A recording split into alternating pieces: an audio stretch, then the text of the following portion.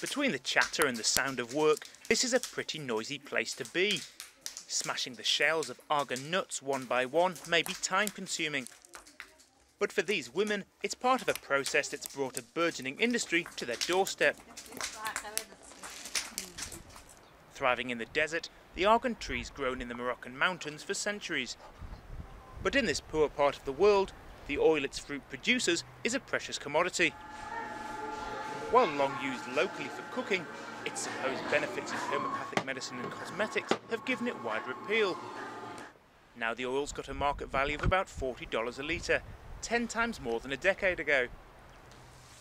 Most argan oil is produced by one of the dozens of women's cooperatives that have sprung up across the Moroccan countryside. Zal has been here 5 years. In some months she can earn $175. My work in this cooperative changed my life a lot because now I'm able to contribute towards the household income and help pay for the education of my children. Before it was only possible for my children to go to primary school, but now they can carry on, and I've got one child in high school and another at university. We've always had argan nuts at home and we've made argan oil, but every market day my husband would take the oil and sell it, so I didn't know how much money would come home. But it's not just about money. There's on-site schooling for younger children, while the women get training and help with literacy and healthcare. While the forests are plentiful, there are threats. And researchers say these include argan tree owners spending their newfound wealth on goats, animals that'll eat pretty much anything, including the very trees that have brought this region some prosperity.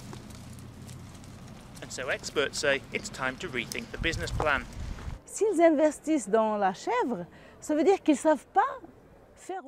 If they invest in goats, it's because they don't know anything else but that. They have to be trained like we did with the Argan cooperatives. They have to learn that there are other things to do with their profits. Instead of goats, I'd teach them to invest in projects to grow medicinal plants. It'd be another way to make money.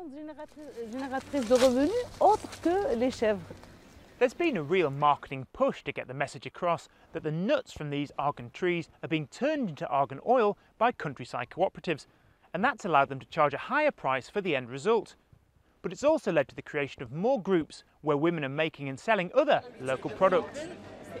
At this event in the capital Rabat, city dwellers are getting a taste for rural food. But it's also a valuable chance for other cooperatives that have formed to meet one another, swap ideas and drum up new business. Argan oil cooperatives have really succeeded, and because of that, all around Morocco, many people have been trying to develop the products they have, like couscous, like dates, like olive oil, like textiles, taking the example of the Argan oil cooperatives. Back in the hills, 500 kilometres from the capital, life remains simple and often tough for these women. Some complain they don't get a big enough share of the spoils from this industry. But they still say they have more financial security and opportunities than ever before. And that certainly seems something to smile about.